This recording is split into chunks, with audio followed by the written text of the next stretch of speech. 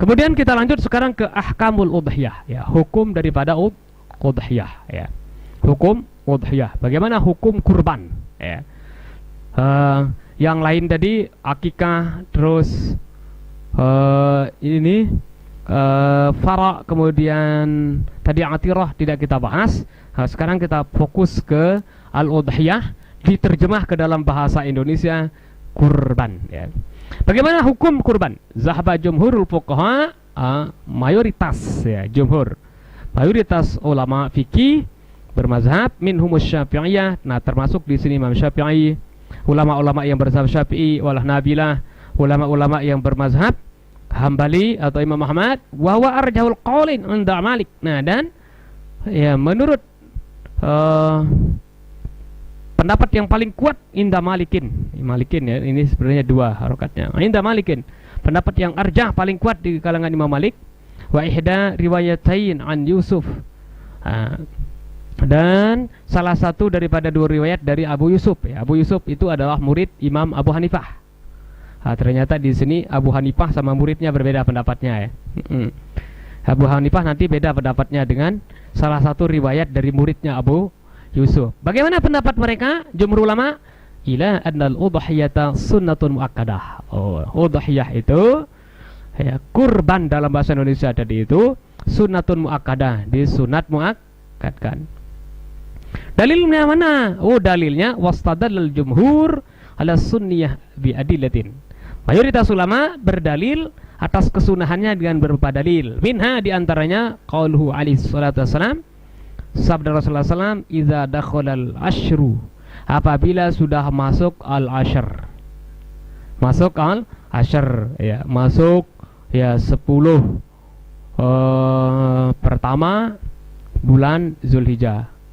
Wa arada ahadukum, dan ingin, ya, salah seorang di antara kalian ingin ayyudhya, untuk berkurban, fala ya musa, ya massa min sya'rihi, maka jangan memotong rambutnya, wala min basyarihi, tidak juga mencabut, memotong kulitnya sedikit, syai'an, sedikit pun.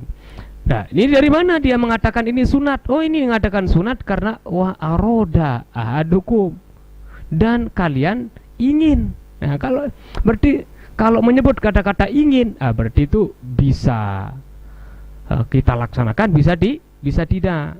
Ya, karena di sini wa aroda, dan ingin. Nah, ini yang menunjukkan tentang sunnahnya.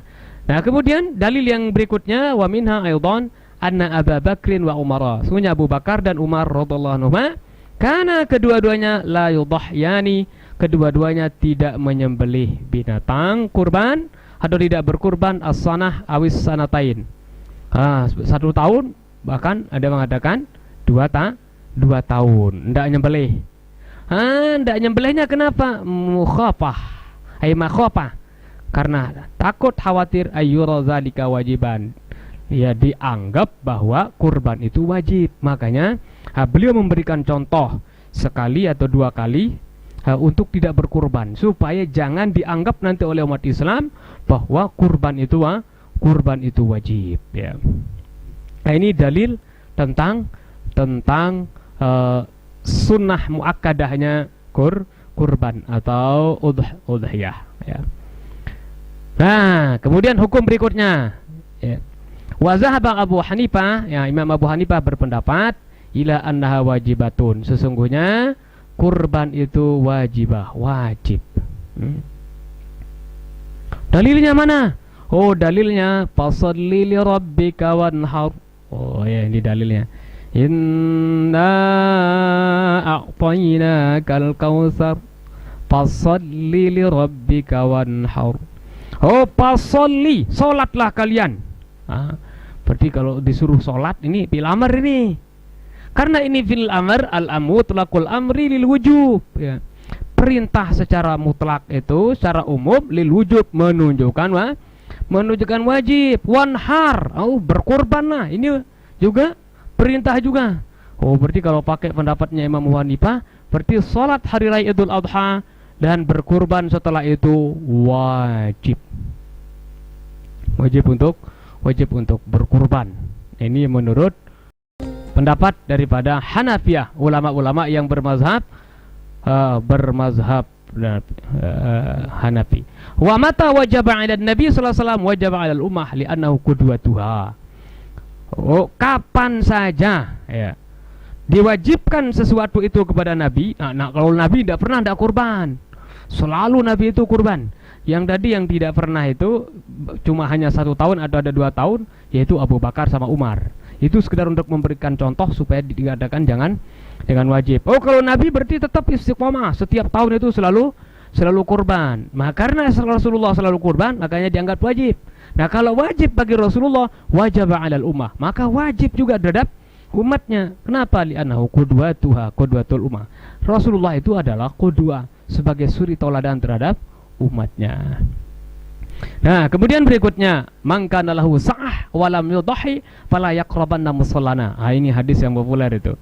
Man kana lahu sa'ah, siapa saja yang memiliki keluasan rezeki, kekayaan, wa lam yudhi, akan tetapi dia tidak berkurban, dia tidak menyembelih, fala yaqrabanna musallana, maka jangan sekali-kali orang itu mendekati musola atau tempat sholat kami.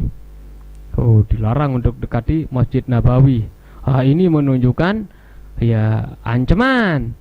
Wa hadza kal wa'id ala tarki tadhiyah. Ini adalah bagikan ancaman bagi orang meninggalkan untuk berkorban. Wal wa'id innama yakunu ala tarkil wajib. Ancaman itu biasa terjadi karena itu ada unsur meninggalkan kewajiban. Logis juga Abu Hanifah ya. Memang Abu Hanifah itu termasuk ya ulama yang lebih mengedepankan itu logika.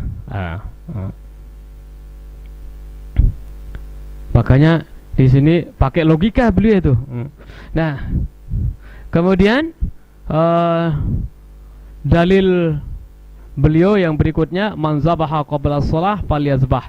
Siapa saja yang menyembelih atau berkurban menyembelih sebelum sholat, falyazbah syatan makana, maka hendaklah dia menyembelih 1 kambing sebagai penggantinya. Berarti kalau orang nyembelih sebelum sholat tidak masuk itu. Oleh sebab itu ganti untuk menyembelih. Nah, karena ini diulang, ini menunjukkan wajib katanya itu. Ya. Wa man lam yakun zabaha falyazbah ala bismillah. Orang yang tidak menyembelih tadi itu, maka hendaklah dia menyembelih lagi itu dengan menyebut nama Allah Subhanahu wa taala. Fa innahu amara bizabil udhiyah wa bi'adatiha. Sungguhnya Rasulullah itu merintahkan untuk menyembelih udhiyah dan untuk diulang. Nah, ini perintah untuk mengulang itu menunjukkan wajib. Ini menurut Imam Abu Hanifah. Nah,